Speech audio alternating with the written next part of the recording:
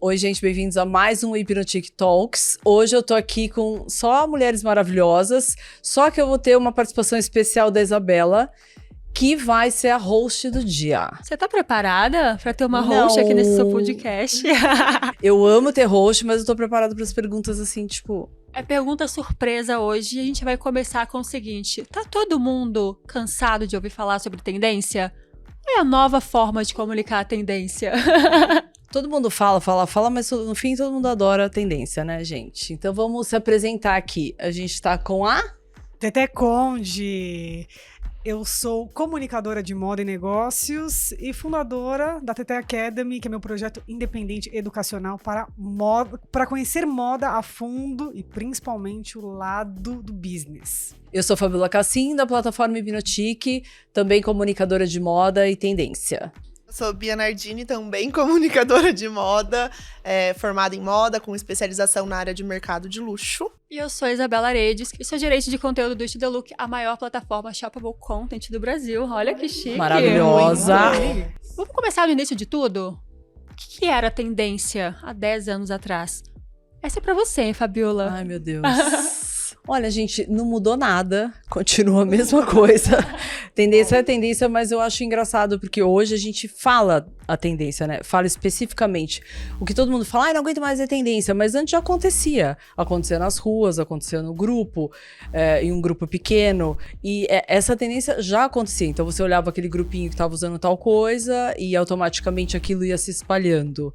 Hoje, como é muito falado, a palavra por si só já acaba sendo prejudicada na tendência. E falando nessas tendências e micro tendências, essa vai pra você, Bia Nardini. Pra você, qual é a diferença de fazer essa curadoria pra selecionar as tendências que você vai falar ou não? Eu geralmente busco as que as pessoas estão comentando mais, porque queiram ou não, a gente tem que ouvir o que a nossa audiência, né, tá com vontade de receber, mas também o que eu vejo que tá se destacando de alguma maneira, porque eu acho que, assim, é tanta tendência hoje em dia, são tantas micro tendências, que se você for falar de todas, você pira. E tem algumas que, vamos falar a verdade, é mais, assim, um hype de um dia, porque... não sei, algum site ou alguma influenciadora não tinha assunto para aquele dia, criou um nome particular e jogou no ar.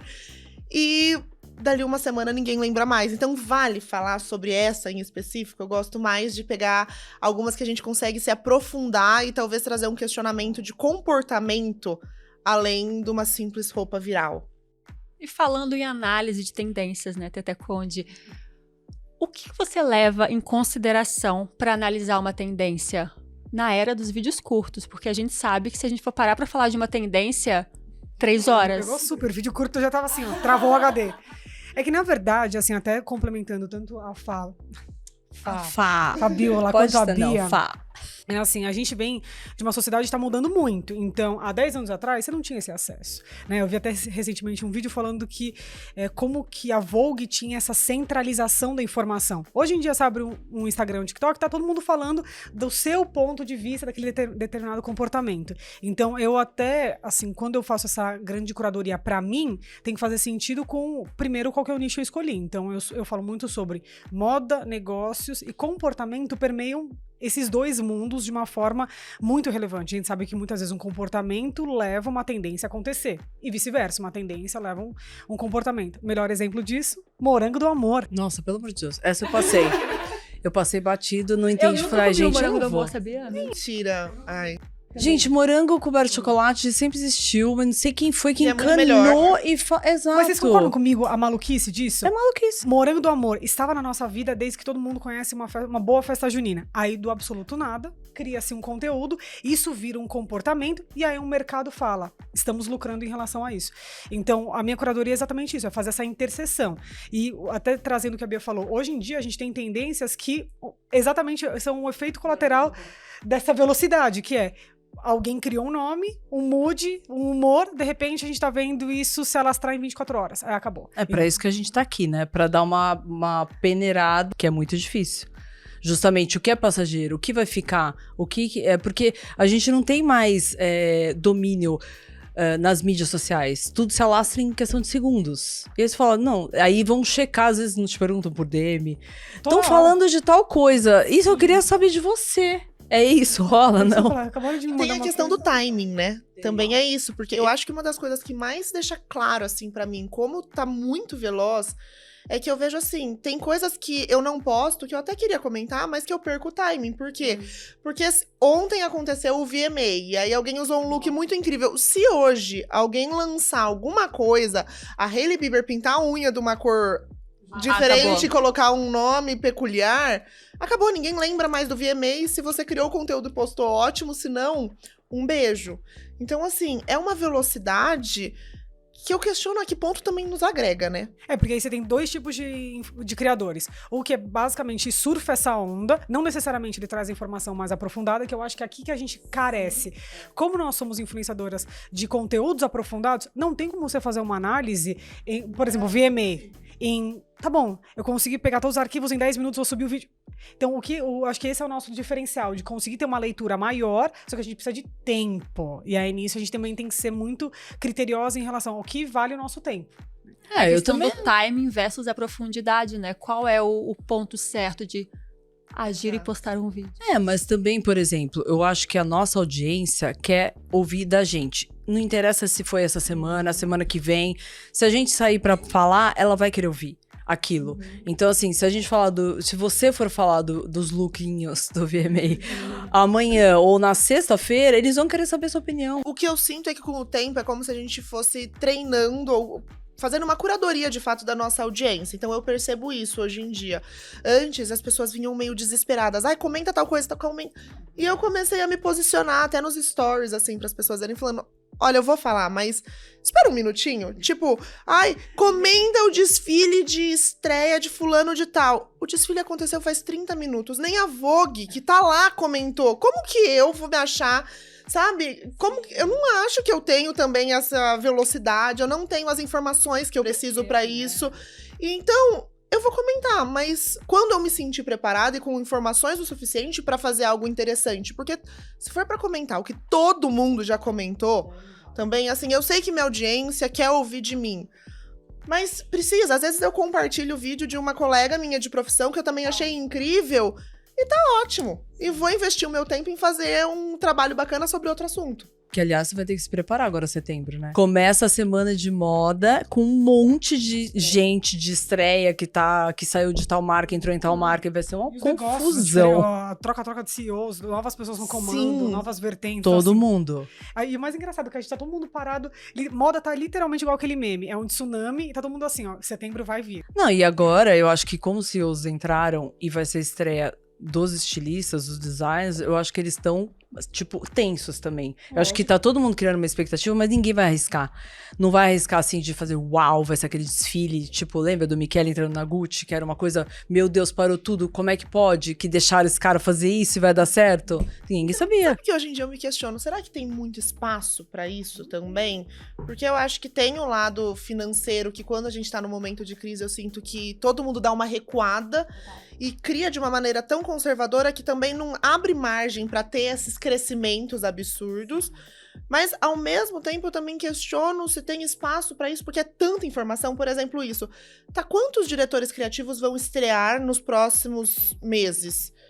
Não dá tempo de você aproveitar a inovação de um, que já tá chegando outro e você tem que ver o outro. A gente fica sufocado por tanta informação, né? É que assim, eu tava até explicando isso, juro, pra mim, enteada esses tempos.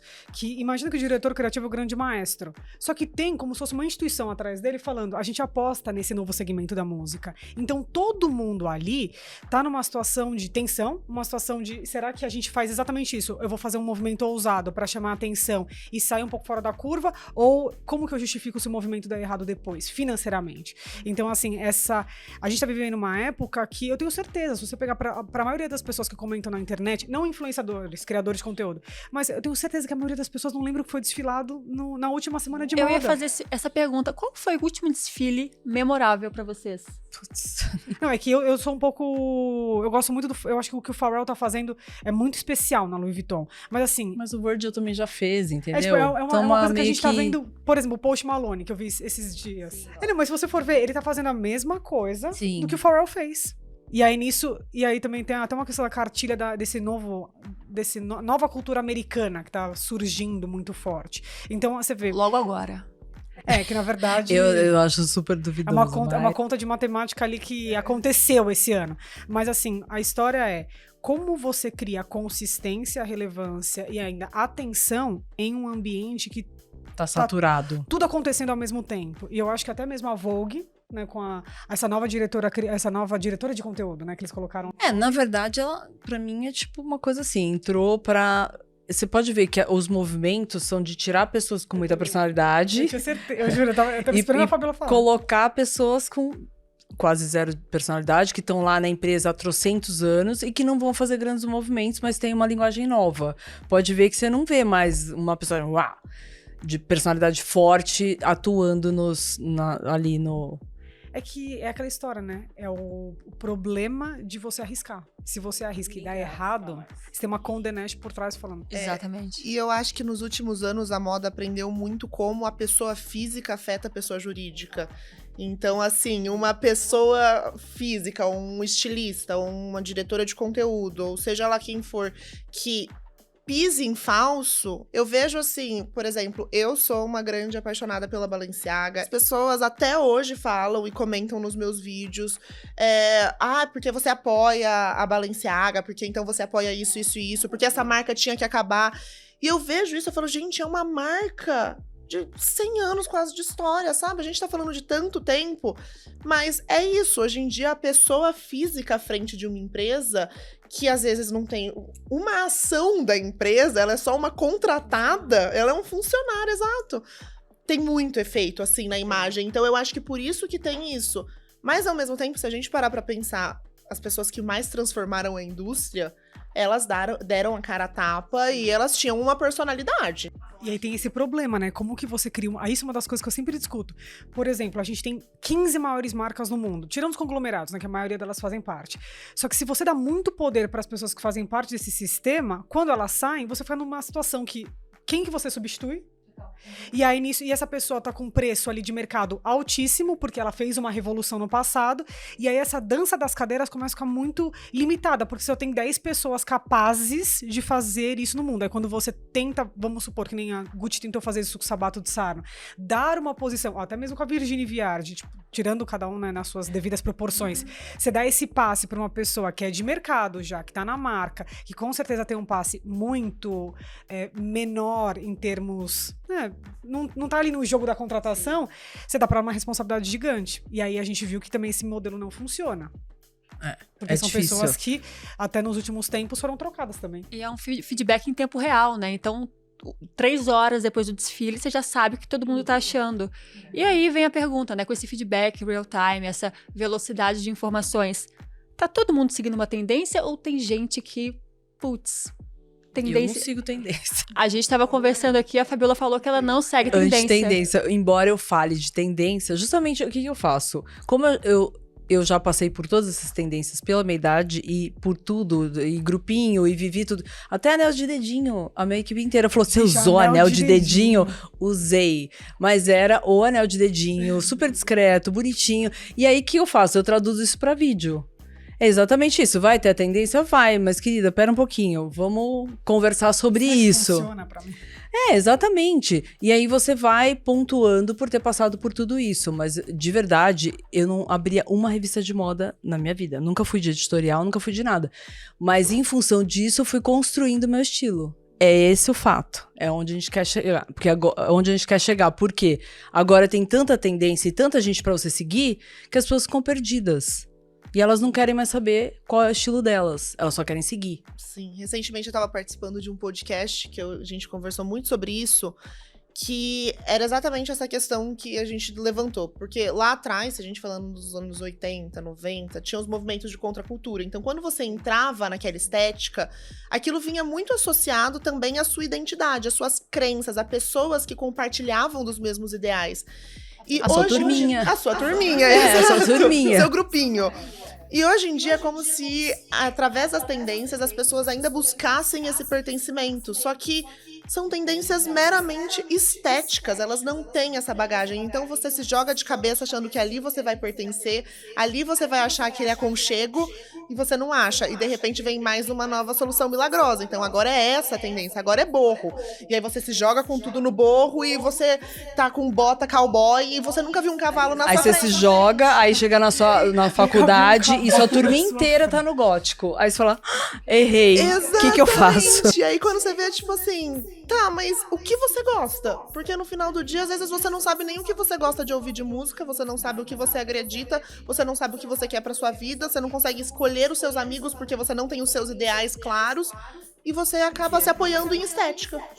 E se apoiando na rede. Então você acha que as pessoas que você segue são seus amigos, é seu grupinho. Só que não é seu grupo. O seu grupo é o real que você não tá dando bola mais. E nem sabe mais o que aquele grupo representa. Estão tentando vender, né? Ganhar dinheiro em cima disso. É, Aí exato. tem entra a essa, indústria. que entra a indústria, que vai usar dessa sua fragilidade Pra lucrar. É que abocanhar. no fundo o que acontece é o que a gente chama de conexão. Como que a conexão era feita nos anos 70, nos anos 80, nos anos 90? Era uma Ao vivo e a conexão real. cores. É. Então, pra você fazer parte daquilo ali, um exemplo, né, Sex Pistols Vibes, você tinha que seguir o playbook.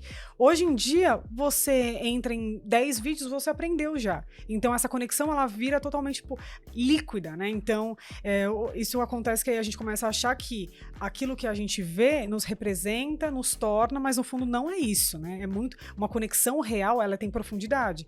E aí o que a indústria está fazendo hoje, sabendo como que a indústria se moldou com essa volatilidade e velocidade das informações? Vamos capitalizar em cima. E falando sobre a nova forma de comunicar, né? Porque eu acredito que a gente tem um desafio, acho que em âmbito mundial, né? Porque hoje em dia, 1 milhão de informações, todo mundo querendo pertencer a algum lugar. Como que a nova forma de comunicar, e agora eu falo, não só moda, pode te ajudar a encontrar o seu grupinho, né? Dica pro pessoal de casa, cada uma tem 1 minuto pra responder. Eu vou ser muito clara, eu acho que a gente não pode falar ser quem a gente, se a gente não souber. Então, eu sempre falo, né, conhecimento é poder. Então, procure descobrir o que você efetivamente gosta, procure descobrir a história que você se encanta, a música que você gosta, as referências que você tem perto de você, como você foi educado, porque isso já dá muito direcionamento em termos do que para você pode ser algo que brilha os olhos ou não. Então, eu vejo que, assim, as pessoas acham que querem começar a descobrir o mundo em 2025, mas o mundo, até mesmo falando de moda, né, existe desde, sabe, do século XVII. Então, como entender aonde você faz parte, eu acho que é mais assim, crie suas raízes de forma verdadeira. E aí, nisso, construa, né? Quer dizer, deixa a árvore crescer e aí você começa a entender que, bom, se você gosta daquilo e tem pessoas que gostam também, não necessariamente na mesma medida, mas é provável que crie uma conexão. E assim, é uma das coisas que eu acho que a gente mais vê hoje em dia, né? Esse mundo pasteurizado, todo mundo pode ser igual a todo mundo. Se você não criar sua autenticidade, você nunca vai saber quem efetivamente você é, a sua essência, e como isso te torna igual de um grupo ou diferente de muitos outros. Pra mim é a mesma coisa. Ela falou da autenticidade, eu ia falar isso. É uma palavra que se tornou banal de tanto ser usada, mas, infelizmente, é isso. É o autoconhecimento. Se a pessoa não se autoconhecer, ela não vai conseguir comunicar absolutamente nada com verdade. Então, quando fala, tem que ser, agora tem que ser autêntico. Agora tem que falar. Como agora, gente? Você tá com a mídia social inteira ali te esperando pra falar. O cara, se a pessoa me encontrar na padaria, em casa, ela vai me encontrar do mesmo jeito. Eu sou a mesma pessoa, dentro da minha casa, fora da minha casa. Então, assim, isso é o autoconhecimento. Você cria um escudo seu e você é daquele jeito. E passa pra frente, você vai pôr pra fora. Não tem como mentir. A pessoa autêntica, ela não tem como não falar a verdade ali. Ou falar das coisas com verdade. Então, o que tá perdendo essa história, agora tem autêntico, agora o fulano é autêntico. Nem sempre é autêntico. Então, eu acho que a pessoa, pra querer o do outro, tem que saber exatamente o que ela quer primeiro. Assim, já tendo isso, que eu concordo totalmente com vocês, acho que tem a questão da autenticidade e a questão de também entender os próprios limites, que eu acho que é muito importante. Porque eu acho que é muito fácil você se deixar levar pelo que estão cobrando e pedindo de você. Porque em um mundo, não em um mundo, mas principalmente nas redes sociais, né, que é onde a gente tá comunicando moda e quem nós somos diariamente, que tem números tão claros e explícitos, às vezes você tem vontade de seguir o número, mas não é aquilo. Então eu acho que é entender qual é o seu limite, tá? Se eu falar sobre isso, talvez eu tenha muito engajamento, mas eu tenho domínio pra falar sobre isso? Ou eu tenho psicológico pra lidar com as consequências do que eu vou falar? Porque, por exemplo, dentro da autenticidade, do nosso autoconhecimento, eu sei o que eu acredito, eu sei o que eu penso ou o que eu não penso. Mas, não necessariamente porque eu sei aquilo, eu tô disposta a lidar com o que vão falar a respeito daquilo, com como podem responder, ou eu acho que eu estou pronta pra debater esse assunto, às vezes eu acho que eu preciso de um pouco mais de bagagem. É um pouco disso também, entender até onde eu quero ir, porque você não precisa falar sobre tudo, você não precisa fazer tudo, você não precisa opinar sobre tudo, ter uma opinião sobre tudo. Parece que a gente tem que saber opinar sobre tudo. Tudo você tem que ter uma opinião, e às vezes eu vejo, é tipo assim... Por exemplo, o meu nicho é moda, e aí vem alguém, o que você acha da família real, não sei o quê. Eu não sei. Não quero opinar sobre isso, não é uma coisa que me acrescente, nem quero saber. Tipo, tem coisas que eu não quero saber, gente. Falaram assim, como assim você não sabe do fulano? Da semana passada, eu nem lembro o que foi, eu falei assim, que é um assunto que realmente não me interessa. Pra que eu vou olhar o negócio? Pra que eu vou atrás? Parar pra pesquisar, pra ver. Exato, eu acho que é isso. O poder do não sei, eu amei, é isso. E uma coisa que eu tô notando é o seguinte... Não entre... Eu notei, assim, com 2 ou 3 movimentos, assim, as pessoas não estão mais aceitando você opinar na comunidade do outro. Se eu entrar na sua comunidade, num comentário X lá, eu falar alguma coisa, o povo cai em cima matando. Você diz de discordar. Comunidade. Se eu resolver entrar e opinar contra ela na comunidade dela... Beleza. Ou discordar dela no comunidade, em alguma coisa, nossa, as pessoas não admitem. E aconteceu 3 vezes, eu peguei e deletei meu comentário. Eu quis, tipo... Porque eu conheço a pessoa há milênios. Quis trocar. Aí eu falei assim, tipo, kkk. Eu sabia que a pessoa não ia ligar pra ofender, isso. né? E mesmo porque era um comentário bobo. Nossa, gente, assim, a comunidade inteira vai pra cima. Então, assim, não interagir com a comunidade alheia.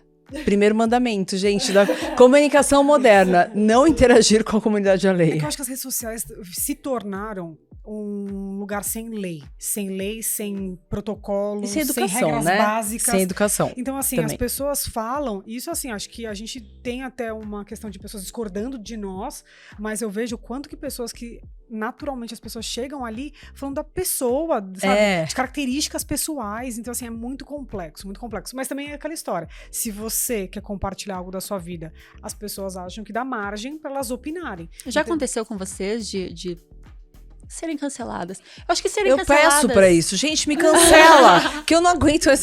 Aí não adianta, eles me cancelam. Até agora é intocável. Até agora é intocável. No YouTube, eu tenho uma coisa de converter hater. Quando tem muito... Eu já converti uns 3, assim. Uau! É porque eu falo assim, gente, você vai chegar. Alguém chega perto da campanha da sua casa, abre a porta e te xinga, te fala um monte e não leva uma... Ou não tem uma reação sua. Ninguém faz isso com a cara dura.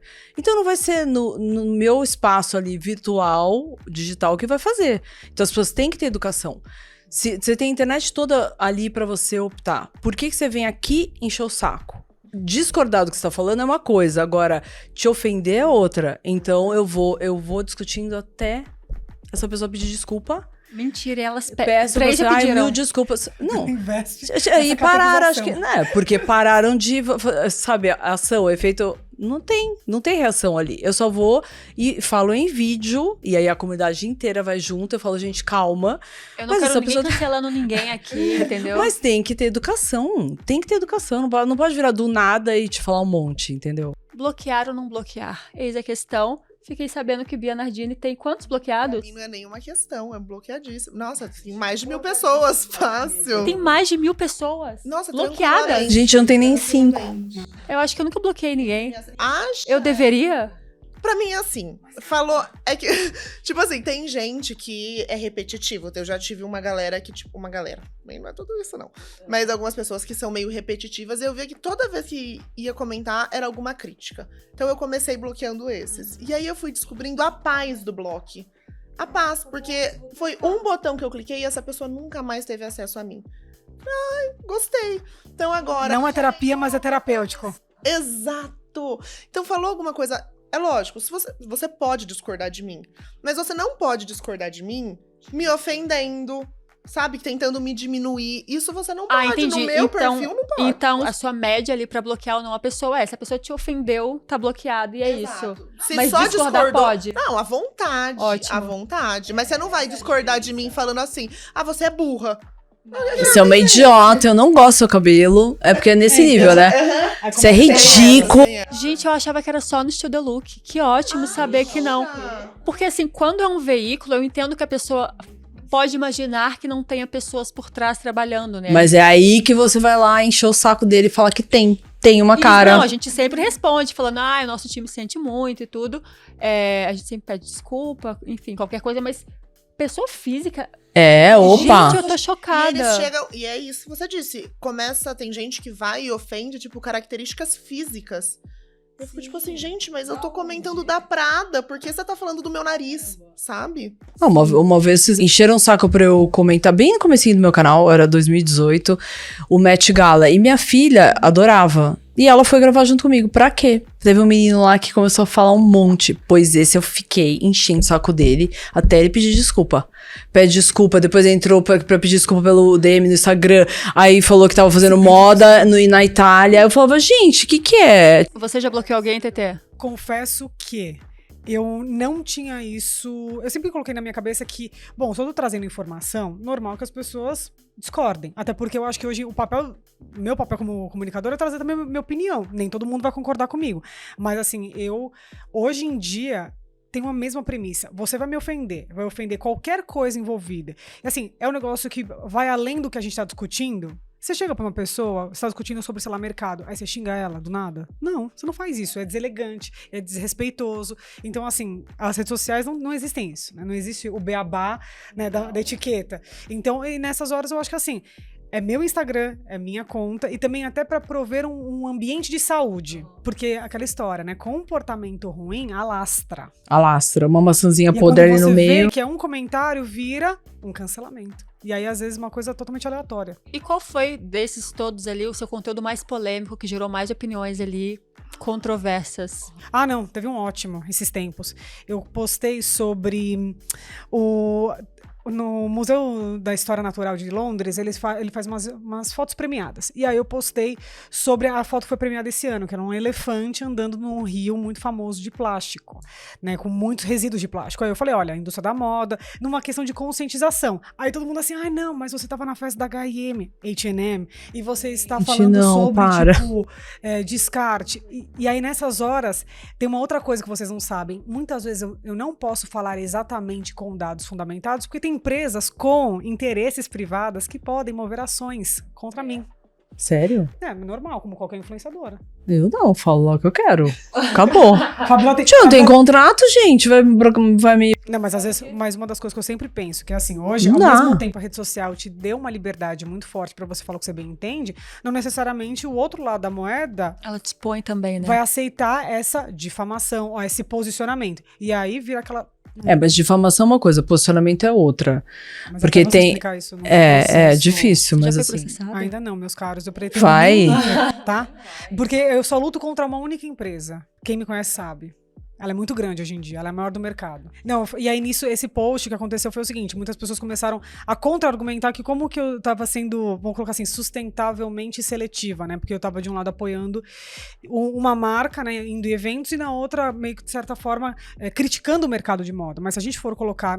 Falando de negócios, a gente tá falando de hoje, a pior empresa, que eu chamo de Tríplice Aliança Chinesa, ela detém mais de, tipo, 60% do mercado. É quase muita um monopólio. coisa. A gente só não pode falar monopólio, porque no monopólio exige vou colocar assim, uma conduta de precificação que nenhum outro concorrente consiga. Mas em termos de todo, produção, exploração, questões ambientais como um todo. E aí, o que eu tava generalizando, e aí eu percebi que, assim, a próxima vez eu vou ter que explicar. Quem resolve um problema desse não é mais o mundo privado, é o mundo público. E aí foi esse vídeo, eu tomei muito hate. Não, eu acho que você devia, sabia? Porque é isso, assim, eu acho a importância de consumir e criar conteúdos que saiam fora dessa bolha, né? Porque a gente tava comentando aqui, você discorda de alguém em alguma comunidade, você é atacada ferozmente. Nossa, exatamente. E eu acho que é muito importante tanto consumir quanto falar sobre questões super polêmicas. você já deu aqui o spoiler, né? Que você é super a favor de... Eu do falo conflito, não né? falando da marca, é isso que eu falo. Você não cita o nome da marca. Eu não sinto, porque assim, de verdade, pra mim a moda é tão cansativa nesse assunto de, porque assim, quando vem papinho de sustentável, não sei o quê, pra mim assim, sustentável é quem não faz. Então assim, como é que eu vou falar de uma coisa que tá falando que é sustentável, só que ela faz? Então assim, por mais que eles coloquem essas marcas, sei lá, Stella McCartney desenvolvendo tecido da fibra, do sei lá o quê, tá produzindo mais roupa, tá produzindo mais lixo, tá produzindo mais... Então eu não consigo, esse match desse assunto já... Entendeu? Canso, porque já nem perco meu tempo falando dessas piores até. Porque tem esse patamar das piores. Você começa a entrar em nuances, né? O problema Os nuances são as mesmas, ela tá produzindo roupa. Só que uma tá velocidade master, a outra tá... Uma tá Ferrari, a outra tá... Sabe? Um carrinho merreca. É isso. É contraditório e é um problema global. Então, assim, quem faz melhor, quem não faz? E aí sempre fica assim, sabe... todo mundo discutindo sobre isso. Mas eu acho que... Os grupos são gigantes, eles põem dinheiro pra produzir mais, e o cara vai ter que entregar mais. E aí vem, eu sempre falo delas, The Row, o grupinho, The Row, a outra lá, a Fofilo, e a Stella McCartney, que é o grupinho das, tipo assim, ai, a gente é super fofa, não sei como é, tá lá. Você vai na Bedorf, a arara da The Row é gigante, a da outra é gigante, lotada, sabe, é grade. É venda, não tem jeito. Conta, não é jogo do soma zero. É só marketing, é a forma de se posicionar. É isso. Uma se posiciona... Não, mas não é uma conta que você resolve. Não, tá bom. Se Ah, fizer não. isso, resolveu. Né? Não dá, não mas resolve. Não se... Por exemplo, eu penso, não falar sobre esse tema também é muito complexo, porque isso é uma questão real. Devagarinho você vai falando ali, dando os Vai pitacos. educando a comunidade, né? Exato. E aí, entrando nesse assunto, né, de escassez, enfim... Tem um vídeo super recente da Bia que ela fala sobre não é a importância da escassez, né? Mas o contraponto do desejo versus a escassez, né? Porque hoje, quando a gente tem essas super fábricas criando roupas a cada 12 segundos, uma roupa nova, você termina com a escassez. Qual que é esse equilíbrio da moda? Porque imagino eu que quanto mais escassez, mais tendências sendo criadas. É um ciclo infinito? Eu acho que esse é o maior problema. Acho que talvez essa seja a grande questão da moda, é encontrar esse equilíbrio, porque... Acho que falta essa escassez agora, né? Exato. Não existe mais. Antes, essa escassez estava nas marcas de luxo, um pouco mais. E agora elas estão num sistema de produção que não tem mais essa escassez. Então elas começam a perder o prestígio nesse lado. Para você não ter essa escassez, para você escalar a sua produção dessa maneira, você perde controle, você perde qualidade, você começa a se envolver em polêmica, você quer preços cada vez melhores, né? Preços não. Preços elevadíssimos, mas você quer lucros cada vez menores, então você diminui seu custo. E assim vai, chega um ponto que a gente começa a ver um mercado que é isso, que não tem escassez, que todo mundo tá produzindo um monte. E eu sinto que como consumidores nós começamos a perder o desejo também, porque não dá tempo de você sonhar, não dá tempo de você ter vontade. E a autenticidade também. A gente perde com a falta de escassez. Porque você não pode... Eu tava falando da minha época, né? Da minha época. Eu odeio falar isso, mas já quando eu era jovem, a gente não tem tudo fácil. Tudo era importado, era difícil. Você tinha que se virar e automaticamente a sua criatividade expandia. Com a falta de escassez, você não tem a criatividade, porque tudo tá na tua mão. Se você não consegue a da Gucci, você tem na Zara, sei lá. Se você não consegue numa marca de luxo, você tem numa marca fast fashion. E eu acho que mesmo que você não acesse o produto financeiramente, você não consiga comprar, no feed você vê tanto que você cansa. E eu acho que muitas pessoas, inclusive, deixam de comprar por causa disso. Porque não dá tempo. Antes você via, criava o desejo, você ia atrás e consumia.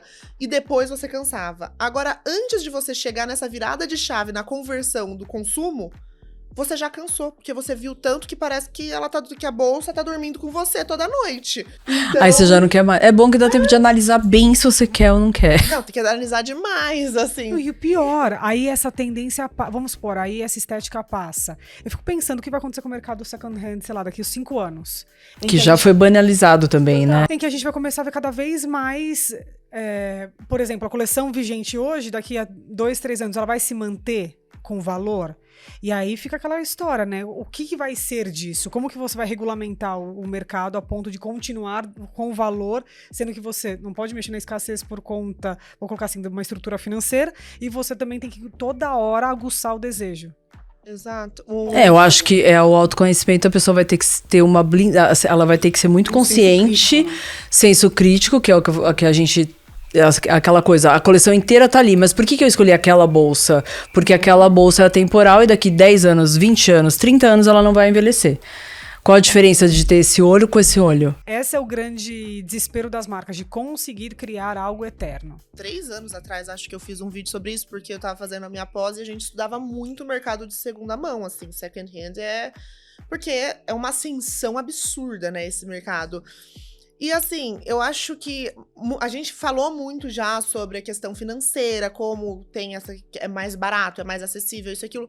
Mas por mim, o diferencial do mercado de segunda mão hoje em dia é a exclusividade. É a limitação do produto. Você sabe que não vai produzir mais escala, o que fez, acabou. Então, se você vai comprar uma bolsa hoje em dia da Dior, a bolsa custa 50 mil reais... E você vai num shopping elitizado em São Paulo, você vê uma a cada 2 metros. Se você for comprar aquela bolsa de uma coleção muito marcante, que foi, assim, teatral, de Galliano, isso e aquilo, tem aquela meia dúzia e é isso. Se você tem. Se você não tem, você não tem. E isso valoriza o produto e você sente que é algo mais seu. Porque, por exemplo, não sei se vocês já passaram por isso, mas eu vejo muito... nas minhas redes sociais, é que lógico, eu trabalho com isso, mas às vezes eu posto uma bolsa e aí falo, é a bolsa da fulana. Tipo assim, não é a bolsa da fulana, é a minha, eu paguei. Porque se alguma influenciadora usa, vira a bolsa, o sapato da fulana. Então, eu vejo assim, primeiro mostra, eu acho que uma limitação de referências. Sim, total. E uma simplificação das coisas que assim... Não é porque uma pessoa usou que de repente esse produto é dessa pessoa, sabe? Existem diferentes maneiras de usar isso, é muito mais interessante. Antes a gente tinha um grupinho que também acontecia isso. Era, você viu a bolsa que a fulana comprou? E era esse fulana que reverberava em outros grupos. Só que agora isso foi ampliado à enésima potência. E sabe que eu sinto uma coisa também em relação a essa questão da informação. No passado, quem tinha informação sabia ter uma escolha mais certeira, sabe? Uma escolha mais... Porque, por exemplo, a gente vê muito isso. Super exemplo, Vivienne Westwood. A gente tá vendo uma sequência de noivas casando com o mesmo vestido. Surreal. Sério? Umas 4 já, né? Eu não tenho sonho de casar. E eu sonhava, falava pra minha mãe, mãe, eu não sonho em casar, mas eu sonho em em ser uma noiva, viver no Westwood. Hoje em dia, já não sonhava em casar, agora não sonho mais nem ser uma noiva. Não sonha mais nada, é o que temos. Então, isso é muito louco, porque eu peguei uma época da Vera Wang, aí eu transitei... Todo mundo, é verdade, todo mundo. Vera Wang. E aí, nisso, eu transitei para viver no Westwood. Só que assim, isso, tô falando há 5, 6 anos atrás, eu não era comunicadora de moda, nem falava, era só no máximo de uma Vogue noivas ali. O que aconteceu? Virou essa, vou colocar assim, essa tendência noiva, que é uma noiva vitoriana, com corpete, etc. Só que as pessoas nem estudam a marca. Então você chega lá, você vê o mesmo vestido, no mesmo molde, no máximo muda. Talvez o tipo da saia, talvez o tipo do véu, porque também a marca entendeu. Se isso é o que vende e elas querem esse beabá, vai ser esse o menu. Só que você não tem informação, porque você... Desculpa, hoje é só você colocar, né, sei lá, arquivo Vivienne Westwood. Você acha toda a história da marca, você consegue até achar algo muito mais único e exclusivo. E aí entra muito no que a Bia falou. Tipo, hoje as pessoas querem tanto uma informação rápida, prática, indolor, que eu brinco, né? E aí você começa a ter essa lata de sardinhas porque não tem o mínimo da pesquisa. Assim, nem vai ter. Eu quero casar com a vestida da fulana que a fulana tava usando. E aí quem tem informação começa a falar... Quem é mesmo? Viviane? Quê? Hein? É aquela mistura. Vive o quê mesmo? Que é esse aí mesmo. Aí você fala, nossa, eu quero passar longe disso. Porque a última coisa que eu, por exemplo, me identifico é com... Por exemplo, nós três, né? A gente tem um jeito, a gente gosta de certas coisas, a gente tem um estilo. Se a gente começa por exemplo, eu super usaria o vestido da Vivienne Westwood, mas se eu usar agora, eu entro no mesmo código de todo mundo tá usando. E eu quero ser diferente. Aí entra aquela história da autenticidade. Exato. No fim, tudo permeia sobre autenticidade e negócios, né? Porque é um negócios ali, o business contra a autenticidade o tempo inteiro. O todo. E eles com essa história de... Eu acho que por isso que eu falo do Michele, que eu acho que ele foi o último cara que foi permitido a ousar daquela forma. Acho que a partir de agora acabou a graça. Essa revolução. Né, Acabou. Porque acho que acho que o cara, o CEO na época, bancou e falou, ele vai fazer, ele vai dar certo. E agora, depois disso, acabou a graça. Quem foi, quem não... Agora, melhor fazer o beabá, porque eles não vão querer. E é isso que a gente pode esperar da moda nos próximos anos, Tetê? Eu acho que a gente vai ver muita distopia. Então, de um lado, a gente vai ver realmente o mercado cada vez mais, exatamente como a Fá falou, dessa história de muito mais conservador e menos ambicioso, mas ao mesmo tempo a gente vai começar a ver cada vez mais esses movimentos manifestos como a Gentle Monster tá fazendo, que é uma coisa que, assim, quebra totalmente paradigma. Que foi um pouco o que o Demna tentou fazer na Balenciaga, mas aí nisso ele se viu numa situação de um grupo. Então, um grupo não permite que você ouse da forma como você quer. Até certo ponto ele foi bancado, né? Bancado a ideia. Então a gente vai ver realmente assim, Rick Owens, né? Essas marcas cada vez mais super autênticas. Mas eu tenho uma percepção sobre isso. Tipo, o Rick Owens no começo, ele fazia jaquetinha e calça. Que eu lembro muito bem da arara dele lá. No começo, ela estava no aqui. começo, Eu pegava a arara. as minhas amigas falavam assim, você tem que ter uma jaqueta do Rick Owens. Que eu chegava e falava assim, gente, essa jaqueta não tem graça nenhuma. Era tipo, parecia uma All Saints, lembra? Uma coisa meio mal cortada, na transversal, uma jaqueta de cor. Quem não tiver essa jaqueta, não sei o que. E a roupa dele era uma roupa assim, tipo, nada. Ele começou a fazer essa piração toda de uns tempos pra cá. Tudo bem que ele podia até vender essa imagem de, nossa, transgressor, não sei o quê, mas eu lembro da roupa dele no começo, não tem absolutamente... Porque meu filho é viciado nele. Então, assim, eu lembro do meu começo lá, sei lá, em Nova York, olhando, já com uma idade mais perceptível diferente e tal, e ele fazia... o básico. Você vê que ele teve... Depois que ele... Então ele ganhou dinheiro primeiro e depois ele usou. Depois ele falou, não, agora eu tenho... Agora eu tô, tipo, tô rico. Financeira. Não, mas eu acho que marcas independentes conseguem ter, sabe, uma licença poética um pouco diferente de grupos. Então a gente vai ver também, e também conforme a geração vai adotar a moda. E isso vai mudar muito, eu acho. Porque a gente já tá vendo muita mudança de ano pra ano. Imagina o que vai ser nos próximos 5 anos, 10 anos. Agora as marcas estão querendo entrar nas artes, né? No mundo das artes. Que agora na Freeze da Coreia foi todo mundo pra lá lançar. O Glenn lançou fez aquela curadoria como artista antes de fazer o desfile do Margiela. E aí, tipo, o que foi aquilo, então? Foi uma obra de arte lá digital, com uma artista coreana e tal. Então você vê que não tem muito, tem uma coisa aí, vamos inovar. É um brainstorming grupo ali, 20 homens. Marketing falando, gente, tá na cara, não é o criador ali. Ou fazer um posicionamento, algo muito marcante em tudo aquilo que foge o essencial, que é o produto. Então, assim, o produto a gente vai massificar, fazer mais do mesmo e aumentar a escala. E aí a gente vai ficar rodando ao redor disso, inventando histórias, pra convencer você que a minha camiseta branca é a melhor. Por quê? Porque eu fiz uma curadoria de arte. Eu não vou comprar arte, eu vou comprar a camiseta. Então, eu quero saber da camiseta. Então, eu acho isso, acho que tá se criando espaço para designers emergentes que podem fugir um pouco a isso. Só que aí a gente entra no impasse dos conglomerados, que você não compete com um conglomerado na arara numa loja. O conglomerado vem com um saco de dinheiro e fala, deixa eu comprar um pedaço da sua marca. Não deixo. E aí você tem uma limitação, você não consegue mais crescer tanto. Então, eu acho que a gente tem um impasse no mercado que a gente vai ter que esperar, ver como vai se resolver. E eu acho que vão ter marcas que talvez se mantenham fortes, mas vão ter que aceitar que elas não poderão ser gigantescas. Porque eu acho que pra você ser forte, você tem que saber o seu nicho. Se você quer agradar todo mundo, você tem que ser meio genérico. Porque você tem que passar no crivo de todo mundo. E já tem muita marca fazendo isso. Eu acho que agora é momento de algumas marcas encontrarem esse espaço de, eu não vou agradar todo mundo, eu vou agradar meia dúzia, mas essa meia dúzia vai ser fiel a mim, essa meia dúzia vai interagir, vai engajar, vai investir dinheiro. Por quê? Porque eu tô oferecendo algo que de fato ela se identifica e não a mesma coisa que ela vai encontrar no quarteirão da frente. Sabe quem já tá fazendo isso? As marcas japonesas. Você vê também em Nova York um monte de marca japonesa que você fala assim, nossa, o tal jeans japonês, $500, sei lá, uma camisetinha branca, mas é do algodão plantado não sei aonde, é caro, a loja está vazia, mas vende e ele tem a comunidade dele, ponto final. Não tem um estilista por trás de nada. Então eu acho que o grande turning point de tudo isso na moda foram os dois conglomerados. Quando eles compraram as marcas, acabou.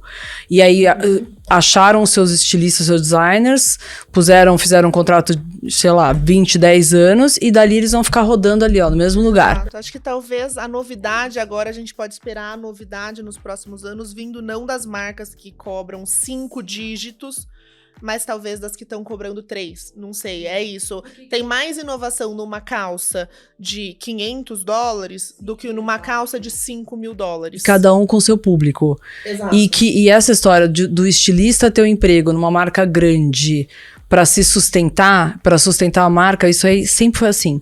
Desde sempre, e não vai ter como, não tem por onde fugir. Então, ou ele vai ser de um grande grupo, ou ele vai trabalhar para um grande grupo, para sustentar a marca dele. Se ele for muito idealista, né? No final das contas, o conteúdo ali que precisa de timing entra na mesma esteira do produto que precisa do timing para teste, para acertos e erros, né? E aí, me conta, qual foi a última marca que te convenceu? Você falou, né? Tem toda uma história, na real, eu quero só uma camiseta branca. Mas teve alguma marca que te convenceu pela história dela? Que ótima pergunta. E agora, qual foi? Procurando os arquivos, dá um... Baixa aí agora. Pensem aí também. Da última vez. Gente, acho muito... Eu acho que, assim... Eu lembro o último produto que eu comprei que foi marcante, assim, pra mim. Que, inclusive, até hoje esse vídeo tá viral e acabam comigo. Mas não é nem a marca, assim, que me convenceu. Mas é o produto em si, que foi aquele sapato com 5 dedos da Coperni. Ai, gente, eu amo. Não é da Coperni, é da Vibram. Eu tentei comprar o da Vibram, não achava. Aí a Coperni fez um em couro, que eu falei, meu Deus, lindo, delicioso, confortabilíssimo.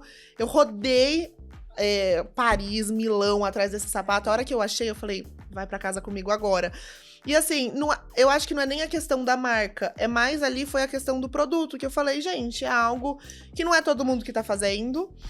Eu acho, assim, lógico, a Vibram faz e tal. Tem um quê de ousadia, uma marca de luxo, uma marca que quer se posicionar mais nesse meio, trazer um sapato que não é qualquer um que engole. Então, assim, eu vi isso, e é muito engraçado, porque aí que eu tive um choque, acho que como eu consumo muito moda, pra mim ele não é nenhum absurdo aquele sapato, é um sapato preto.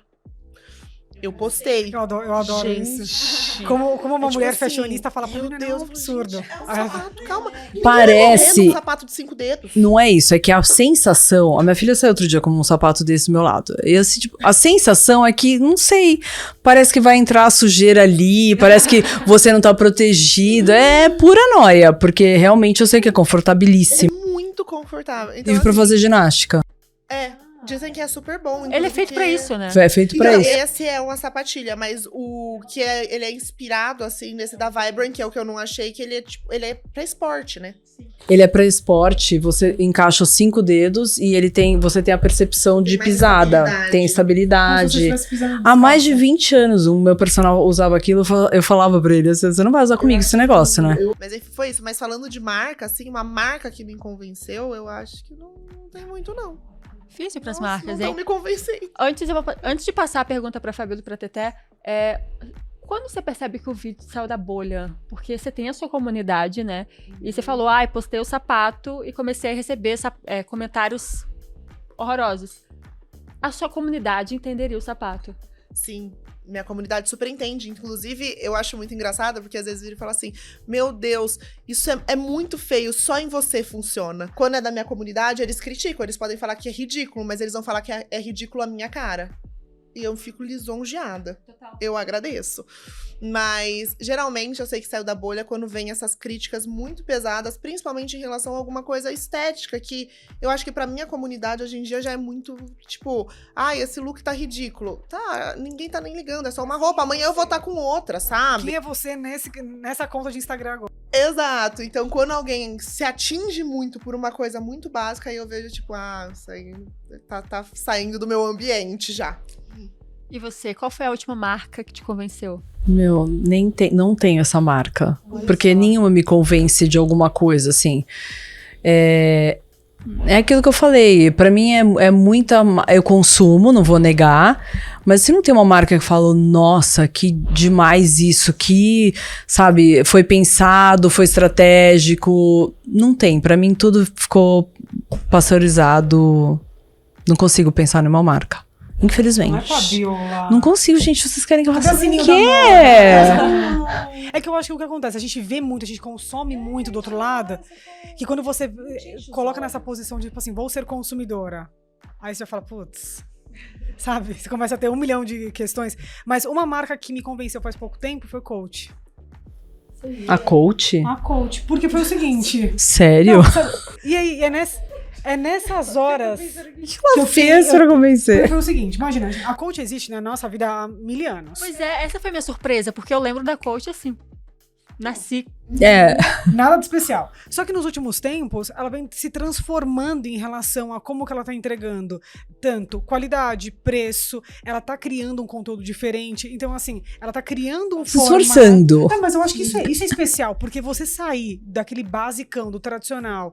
Quantas marcas a gente já não viu que estão a mesma coisa há anos? E aí elas só começam a se mexer quando realmente a conta fica muito difícil de sustentar. E a Coach foi uma marca que, sabe, primeiro, eu acho que uma das coisas que ela mais acerta é em termos de ser uma precificação muito inteligente e a forma como ela tá cativando esse desejo do público. Então, o que aconteceu foi que, recentemente, eu entrei numa loja, não tinha a bolsa que eu queria, e aí eu comecei a falar, nossa, peraí, mas eu gostei de outra, e eu fui me encantando com essa nova narrativa. E aí eu cheguei no máximo, que foi aquela coin bag, que é a bolsa de... Que é uma grandona. bolsa que ela parece uma... Bem ela de tendência, ela. Como que é o nome disso, gente? Aquele negocinho de vovó.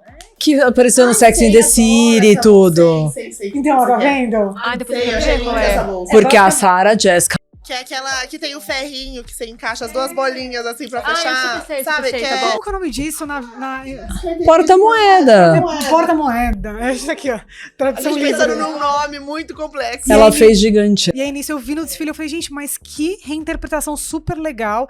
Foi uma bolsa pouquíssimo vendida, assim. Eu quero saber que hoje quem conseguiu comprar, porque até agora eu vi pouquíssimas A pessoas. escassez que cria o desejo que Mas você tá você querendo vê. comprar agora. Aí ela criou esse movimento statement na passarela, ninguém viu pra comprar, mas ela trouxe outras edições. Por exemplo, a que você tá usando, a Robo Bag, a verde. Tá. Então, essa bolsa é uma bolsa de ombro que eles fizeram num super tamanho. Eu falei, gente, olha que sacada inteligente, que é uma bolsa que todo mundo quer, né? Tipo assim, de usar uma bolsa de ombro que... É muito boa essa bolsa. Tá Que vendo? já é uma releitura dos anos 80. E aí, nisso, você começa a falar, Ninguém não, peraí, inovou. mas não é muito interessante, tipo, É. agora você inserir... Aí, gente, eu achei o máximo. E coach... Sim, mas é diferente mesmo. Ela tá Super tentando hype. lá E rodar. as cores, aí se adaptando uma cor mais, sabe, mais atual. O que eu tô gostando é que eu tô vendo as marcas voltando pra aqueles anos 80 que pegavam atrizes pra estrear as campanhas. Isso eu tô achando o máximo, esse movimento. Pararam um pouco de pegar essa coisa influenciadora e torará pra voltar pra celebridades, não celebridades, as atrizes mesmo. Então isso eu tô achando assim um movimento maravilhoso, isso na maioria. Tem uma outra marca, Ray-Ban. Legal. Super tech agora. Ela tenta Não, a Ray-Ban, eu não sei porquê, ela tá a releitura do A$AP Rocky e do Wayfair normal. Nossa. Esse óculos ficou no meu carrinho, assim, todo dia eu antes de dormir olho pra ele e falo, ó, ainda não. não vai comprar. Eu Não, estou vai passar, na vai via. passar, vai passar, Aí a vai minha- passar. Não, gente, a minha mãe apareceu do nada, do absoluto nada. Ela apareceu com óculos. Eu falei, mãe, que óculos é esse? Aí ela assim, não, eu comprei num brechó. Eu assim, gata, você, mãe... Tipo, Brechó aonde? eu falei, aonde que você não me ligou pra falar, vamos juntas? Ai, minha mãe tava com óculos que eu descobri super tradicional, dos anos 80, que é um assim, que inclusive... Aí eu falei, gente, minha mãe falou, eu não sei qual que é o nome, da Ray-Ban. Aí o da minha mãe tem 30 anos, mas tá vendendo hoje, e aí eu falei, gente, olha isso. É, o desenho que todo mundo tá copiando dos anos... Não, Não é a assim, leitura, ó. né? É assim, não E eu acho adianta. também uma marca que, sei lá, tá há 60 anos no mercado e sabe muito bem criar essas novas narrativas pra criar o desejo e apelo nos produtos. Que eu acho que isso é o que a gente tava falando. É sobre produto e narrativa. Se você tem um produto icônico, como redesenhar a narrativa, e se você tem um produto novo, como criar esse apelo. Uma que eu gosto muito do que faz é a Marni. Eu sou, demais. assim, nossa, eu sou viciada em Marni, porque eu acho que, assim, ela faz parte de um grupo, não é um dos grandes conglomerados, mas ela tá num grupo, eu acho que ela colabora muito com artistas Então, acho legal isso, porque sempre tem algo novo na coleção, porque sempre vão trazer um artista diferente. Então, tem essa licença poética pra não seguir muito certo uma narrativazinha, sabe? É colorida, é divertida, não se rendeu aos básicos. Ai, quiet luxury, isso e aquilo. Então a gente vai fazer do nosso jeito. E aí você vai ver, é elaborado, é interessante. Você vê que pararam pra pensar naquilo, sabe? Tipo então, Sacai. Sacai é bacana. E eu acho que é uma marca que, no fim, eles criaram uma identidade tão forte que... E uma comunidade também, que, por exemplo, a logo deles, o escrito Marni, toda a coleção eles mudam. Não é, existe o padrão, mas eles sempre mudam a fonte que vai ser usada. Quem que faz isso e consegue manter a sua identidade, o seu branding? Uma marca que já consolidou muito bem. Eu acho que justamente isso, a liberdade de ser diferente. Então eu acho que eles conseguem comunicar isso muito bem. Eu sou assim... E entra no lance da exclusividade, né? Por que eu vou comprar essa coleção de agora? Porque senão o logo vai mudar e eu vou perder essa versão. Porque essa coleção vai ser com esse artista e essa estampa só vai ter agora, na próxima coleção não vai mais ter essa estampa. Então assim, quando eu morava em Milão, eu acabei fazendo amizade com um vendedor. Foi um super privilégio que eu tive, porque eu comecei a ter acesso a mais coisas até sobre a marca. Então, peça de desfile, eu conseguia ter acesso às peças de desfile. Eles fizeram recentemente uma visita ao ateliê do diretor criativo, que agora mudou, mas ao ateliê e com todas as obras que eles desenvolveram antes, como referência para a coleção. Então, assim, lógico, uma experiência super diferenciada que eu tive, mas eu consegui acessar, assim, um ponto de originalidade que eu sinto falta. E agora, a última pergunta vai para você, Fabiola, que falou que faz tempo que nenhuma marca te convence, ou talvez nunca convenceu, e também falou sobre esse ciclo de tendências, né? Porque sempre que a gente fala de tendência, a gente pergunta qual é o futuro da tendência. E a gente já discutiu aqui que, na verdade, está acontecendo agora, né? Para você, para onde vai a tendência hoje em dia? Então, eu acho que as pessoas podiam começar a parar de olhar. Eu acho que o problema não tá nas tendências. Elas vão continuar por surgindo, porque comercialmente é satisfatório, mas assim, eu acho que as pessoas têm que entender que por trás das micro tendências semanais, ou sei lá, tem uma macro tendência. A hora que a pessoa entender que são códigos que vão chegando até a se formar uma estética, ela começa a ver a estética e desmembrar daquela estética o que ela agrada ou não, tipo o Boho Chic, ele começou a dar sinais bem antes de chegar, e aí chega aquela estética completa. Aí daquela estética você tira o que, sabe? Então o futuro da tendência é um pouco mais de conscientização das pessoas para conseguirem ter essa análise melhor e parar de ter que preciso do tutorial para isso, para aquilo, sou alto, sou baixo, o que fica bom, o que não fica. Fica bom que você sentir que fica bom para você. Sem pensar nos outros, sem pensar no seu grupo, na mídia social, entende? Eu acho que é isso. E, no final das contas, sem usar a palavra autenticidade. O que você deseja para o futuro das tendências e do conteúdo a partir delas, né? Porque eu acredito que, claro, nós aqui todas criando conteúdo, espero que as tendências nunca parem de existir, porque é a base do nosso trabalho ali. Não todo, mas parte dele. Para você, o que você deseja? Isa, eu vou te falar que eu acho que é impossível uma moda deixar de ter tendência. Até porque a gente, como seres humanos, a gente quer fazer parte de um grupo e moda virou um código. O que eu só sinto é que, ao invés da gente buscar a resposta, até mesmo como a Fá falou, fora, que a gente comece a buscar dentro. E entenda que existem nuances, momentos, jeitos, e que a gente também desenvolva senso crítico. Sabe aquela história, tipo, nem tudo que você assiste é pra você. É uma inteligência artificial que moldou esse conteúdo para chegar em você a partir de uma projeção de comportamento. Então, assim, eu espero que realmente, principalmente as novas gerações, que elas consigam ter mais senso crítico para consumir moda. E aí isso vai para todas as vertentes. Senso crítico é uma palavra ótima, alternativa à autenticidade, porque é isso, né? De fato, se você não tiver o senso crítico ali, não tiver o eu não sei, quiser entrar em tudo, eu não quero. Deixa eu descobrir, aí depois a gente se fala. E para você, Bia, para finalizar com chave de ouro, qual é, na sua opinião, a nova forma de se comunicar? Nossa, eu acho que a nova forma de se comunicar, ela é o jeito que a gente faz, acabou. É isso aqui que a gente acabou de fazer. Não, eu acho que eu gosto muito disso que a gente faz, eu acho que é uma forma mais compartilhada, que gera questionamentos, que abre espaço pra dúvida. Uma vez uma pessoa me falou isso, e eu falei, nossa, é exatamente sobre isso. Eu acho que pelo menos o papel que eu vejo pra mim, como comunicadora de moda hoje em dia, que eu gosto de estar nesse lugar, é a de nunca encerrar a conversa. Eu não tô aqui pra encerrar a conversa, eu não tô aqui pra falar é isso, ponto e acabou. Eu tô aqui pra começar ou dar continuidade a uma conversa que já tá rolando. Porque dentro da realidade de cada um, ela vai ter um desdobramento. Então, eu acho que a comunicação de moda pro futuro talvez tenha que ser menos de encerramento e mais de continuidade. Porque, como a gente tá falando aqui de tendência ou qualquer coisa que circule esse mercado, são coisas efêmeras que estão sempre mudando e que tá sempre trazendo uma novidade. E ao invés de a gente ficar brigando contra isso, talvez se a gente aceitar isso e usar isso a nosso favor, todo mundo sai ganhando. Talvez seja a maneira mais inteligente de lidar com a moda.